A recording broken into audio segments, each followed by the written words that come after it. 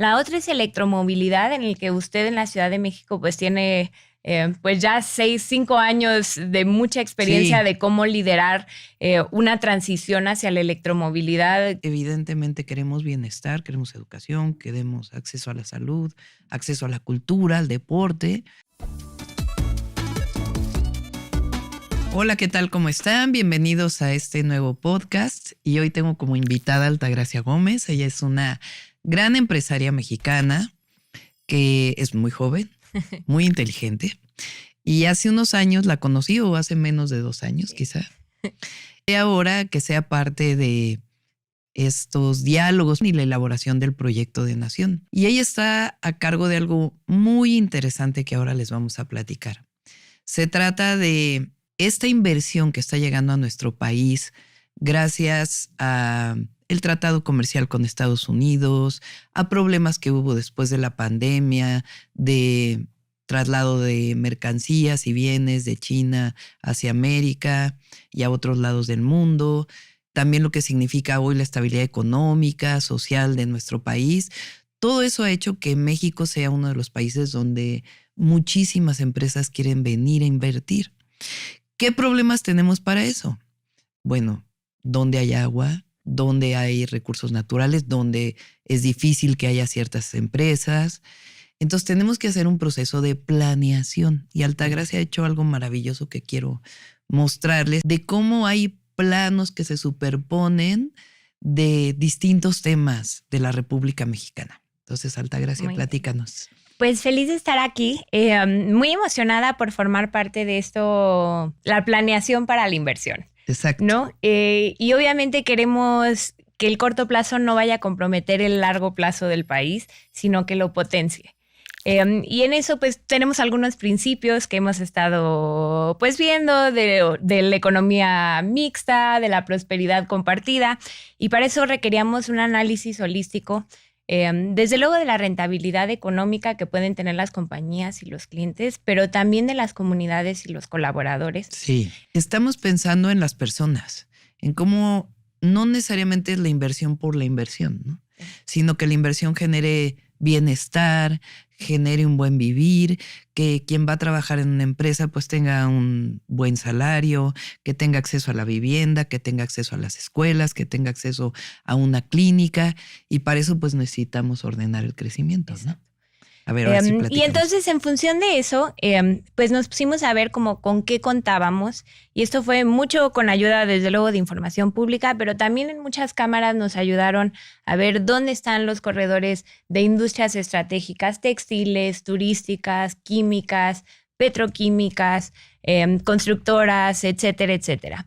Entonces, primero partimos, digamos, de nuestros recursos naturales, que son siempre pues un buen inicio y son, como nosotros les llamamos, habilitadores. Podemos ver, por ejemplo, la disponibilidad de agua, donde hay estrés hídrico. Primero es agua superficial en los distintos estados y por las distintas zonas. Podemos incluirle también la disponibilidad de agua subterránea, que pues precisamente nos ayuda porque, por ejemplo, en estados como Yucatán, podemos ver que a lo mejor hay muchísima disponibilidad de agua subterránea, y lo que en principio impediría una inversión, pues no necesariamente cuando se hace la reflexión completa. Y si nos vamos a ver, por ejemplo, dónde tenemos los retos más importantes de transmisión eléctrica, son algunos de los nodos saturados que nos van dando, desde luego, un primer diagnóstico, pero también una ruta, ¿no? Si vemos el mapa como una imagen de dónde nos tenemos que enfocar primero para destrabar estos cuellos de botella que de repente no nos permiten crecer más rápido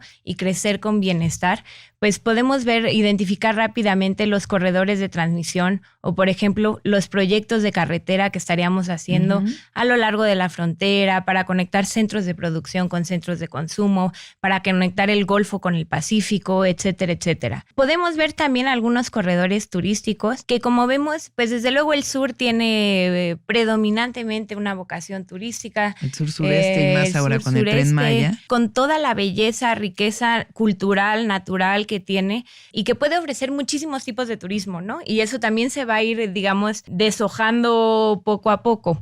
Y luego, por ejemplo, podemos ver los parques industriales que hay en el país. En el país tenemos cerca de 500 parques industriales AAA y hemos visto que es una buena forma de generar dos cosas. El corredor transísmico, que desde luego será una de las insignias que tenemos que consolidar, pues no solo para que compita con Panamá, ¿no? Sino para que verdaderamente genere desarrollo en el sur-sureste del país. El sur-sureste, y se puede empezar desde luego con industrias de energía renovable y van a ir llegando otras industrias, hidrógeno verde. Ahí en el transísmico o interoceánico es un tren que ya inauguró que va de Salina Cruz a Coatzacoalcos en tren. Pero la idea es que ese tren, aparte de ser de carga, pues es de pasajeros y pueda transportar carga con el desarrollo de esos puertos. Y además va a haber 12 polos de bienestar o de desarrollo en esa zona que potencien el tren interoceánico. Entonces esos son 12, pero además nosotros estamos planteando otros 10. Creemos que la mejor forma de generar círculos virtuosos en la inversión y que pueda precisamente, digamos, convertirse en prosperidad compartida es que haya corredores industriales, polos de bienestar, porque hacen dos cosas. Uno, ordenan la inversión y dos, generan economías de escala. Entonces, donde tenemos que invertir para precisamente estos cuellos de botellas, en carreteras, en subestaciones eléctricas, líneas de transmisión, en acarreo de agua o distribución, plantas de tratamiento, etcétera, etcétera, viviendas, además, educación, o sea, no salud. Solo para que se desarrolle la industria, sino aparte. Nos ayudó la Canadevi, la Cámara Nacional de Vivienda, donde también precisamente identifica los estados donde es mayor prioridad y mayor urgencia, que son los de rojo. Luego, urgencia, digamos, los clasifican por prioridades y por urgencias, que no necesariamente coinciden. Y también tenemos, digamos, ya los requerimientos de vivienda que cada polo se necesitan construir para los nuevos empleos que llegarán. Y dentro de estos corredores del bienestar, polos de bienestar, corredores industriales, podemos ver ejemplos. En este caso puse el Estado de México. Fíjense, ahora se le puede, todo eso lo vamos a hacer público en algún momento. Se le va a poner Estado de México y entonces va a ser las posibilidades para el Estado de México del desarrollo de polos de bienestar. Y en el Estado de México vemos 7 zonas dentro del propio estado. Uno es el corredor AIFA Hidalgo, por ejemplo, que incluye Ciudad de México, Estado de México, Hidalgo. Que otra vez, que se puede a su vez desagregar o desglosar en distintas vocaciones para carga especializada por la conectividad que tiene, de dispositivos médicos, industria farmacéutica, pero también de alimentos y bebidas, etcétera, etcétera. Y bueno, la idea es que vayamos identificando las vocaciones regionales, porque también una forma de ser, digamos, descentralizados es ir a cada estado y decir, oye, ¿qué necesitas y qué te parece estratégico? Exactamente. ¿Y en qué te ayudamos para hacer infraestructura? Entonces, lo que queremos son zonas conectadas. Evidentemente queremos bienestar, queremos educación, queremos acceso a la salud, acceso a la cultura, al deporte, acceso a un buen trabajo, a un buen empleo. Y toda esta inversión que está llegando, pues hay que ordenarla de cierta manera. Entonces, esa es la idea de este ordenamiento territorial que estamos haciendo con vocaciones para cada lugar. Es algo que me entusiasma mucho porque es como esta visión de futuro de nuestro país que atrae inversiones, pero al mismo tiempo genera bienestar, desarrollo, no solo crecimiento, no solo números fríos de cuánta inversión extranjera directa llegó, sino que eso se traduzca realmente en que las personas puedan tener acceso pues a una vida mucho más justa, más digna. Bueno, ahora vamos a mostrar, por ejemplo, el Estado de México. ¿Qué potencial tiene el Estado de México? A ver.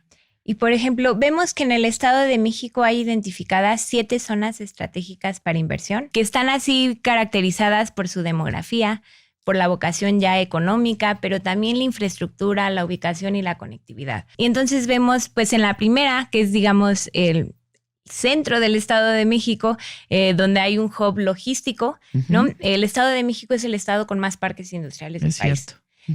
Y entonces, bueno, y también es uno de los estados que más tiene estudiantes que egresan de sus universidades, etcétera. Entonces, eso lo hace muy, muy atractivo para sectores especializados. Vemos la zona del AIFA, que que es la segunda zona pegada a la primera zona. Y la zona del AIFA es muy, muy importante por la potencialidad que puede tener. Hoy el aeropuerto ya es el aeropuerto de carga más importante en el país. Y como saben, porque cargar en avión es súper caro, pues la carga que va por aviones es especializada. Y eso nos gusta mucho porque también la relocalización o el nearshoring que queremos es un nearshoring con innovación. Claro. ¿No? Entonces queremos ir jalando con metas específicas de transferencia tecnológica, contenido nacional y educación para la relocalización, pues mucho desarrollo, investigación y que vayan teniendo los productos, no solo que sean hechos en México, sino que sean pensados en México, Eso, que sean creados en México. Es decir, no solo convertirnos en una gran maquila que viene, se ensambla y se regresa a Estados Unidos o a otros lugares, sino que aquí se genere conocimiento, se genere investigación, se genere tecnología, innovación y que eso funcione en estos centros de desarrollo de bienestar o que incluyen parques industriales e infraestructura, porque al Estado de México le hace mucha falta infraestructura, transporte público, agua, por supuesto. Pero todo esto está pensado en las zonas en donde a lo mejor hay menos agua, pues entonces, ¿qué polos de desarrollo se pueden generar en estos lugares? Para eso son estos planos de capas de planeación que nos permiten ver. Sigue la puerta al Golfo, que es las conexiones que tiene precisamente de infraestructura que nos llevan a Veracruz, que nos llegan pues a todos estos estados que son también muy importantes en sectores, sobre todo primarios y secundarios. Está el cuarto, que es el Distrito de Innovación, que es precisamente de lo que estamos hablando.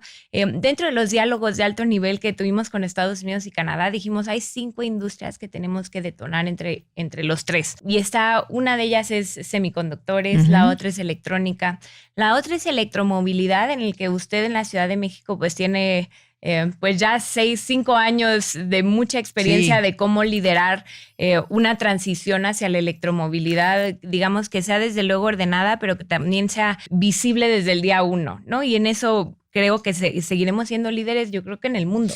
Pero además yo siempre he dicho, no necesariamente es que vengan a poner una armadora en México, sino ¿a poco los mexicanas no somos capaces de crear nuestro propio auto eléctrico y producirlo?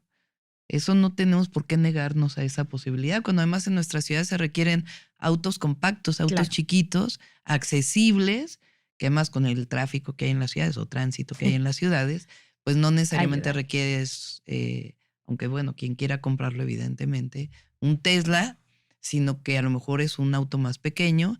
Y con estos centros de desarrollo, pues evidentemente pensando en el futuro, los 6 años, pero en el futuro, pues evidentemente un centro de innovación nos puede generar eso. Tenemos al Valle de Toluca, que es muy, muy importante y por fin tiene ya la conectividad a Ciudad de México, que posibilita que las personas vayan y vengan, con el etcétera, tren etcétera. Insurgente. Exacto. Tenemos la región norte, que tiene otra vocación también muy distinta, textil, alimentos y bebidas, etcétera. Y luego el corredor Arco Norte. Y como vemos, pues los corredores en mucho y las vocaciones en mucho se forman por las posibilidades que detonan proyectos de infraestructura importantes. Aquí tal vez te falte el sur, fíjate, porque el sur es agrícola, mucho del sur es agrícola. No lo pusimos porque el suelo no es industrial, entonces sería un corredor, pero no es, estamos viendo los usos de suelo. De acuerdo. Entonces los usos de suelo precisamente estos son los que tienen usos de suelo donde se puede crecer. Y precisamente habrá corredores agrícolas también en el país, Jalisco, Michoacán, desde luego, Veracruz, por Jaltipan, habrá Tamaulipas, Durango y Zacatecas con el frijol, pero justo aquí nos enfocamos específicamente en Nayarit con arroz, con frijol también, sí. Y desde luego faltan los corredores industriales que serán agroindustriales. Claro, exactamente. Aquí están los municipios que involucran, etcétera, etcétera. Cómo se puede ir el suelo industrial, cómo se dividirá. Son ahí 30,000 hectáreas, que es lo que hay en el Estado de México. Y la realidad es que es el comienzo. Lo estamos haciendo de la mano de empresarios, ¿no? Queremos escuchar sus problemáticas y sus propuestas. Y creo que todos tenemos que caminar juntos porque es un plan de país, no es un plan de gobierno. Exactamente. La idea es que además de todo lo que vamos a hacer de fortalecer los programas sociales, de educación, de salud, etcétera, que en este proceso de inversión pública, inversión privada, podamos juntarnos para potenciar el desarrollo de nuestro país de una manera ordenada. Porque lo que no queremos es que llegue esta inversión en lugares donde pues a lo mejor no hay agua y entonces le quiten el agua a las personas, sino que sea una inversión ordenada que nos permita el desarrollo nacional de muy largo plazo. Ese es el objetivo de lo que está haciendo Altagracia junto con otros empresarios que nos estamos juntando, incluso internacionales, Sí, ¿no? No claro. solo de México. Y además, digamos, queremos que para ellos sea un gusto invertir, no un dolor de cabeza. Y creemos que ordenar la inversión, lejos de alejarla o asustarla, ¿no? Es mucho más sencillo para ellos entender dónde, cómo y los beneficios de eso. Claro. De eso se trata entonces este proyecto, entre otros, del proyecto de nación que estamos construyendo, estos diálogos. Y ya va a haber momento ahora que inicie la campaña para explicarlos con mucho más detalle, pero para que ustedes vean que todo esto está basado en la ciencia, en la planeación, en la incorporación de lo que debe ser el desarrollo nacional desde la perspectiva de la Cuarta Transformación. Pues nosotros no estamos en contra de la inversión privada, al contrario, queremos que haya inversión, pero siempre pensando en las personas, siempre pensando en las mexicanas y los mexicanos y en su bienestar y al mismo tiempo en el medio ambiente. Entonces es un ejercicio, pues como ustedes ven, muy, bueno, a mí me da mucha emoción porque vamos a hacer muchas cosas. Adelante. Nos estamos viendo. Muchas gracias, Altagracia. Gracias. Gracias a todos y Bye. a todas.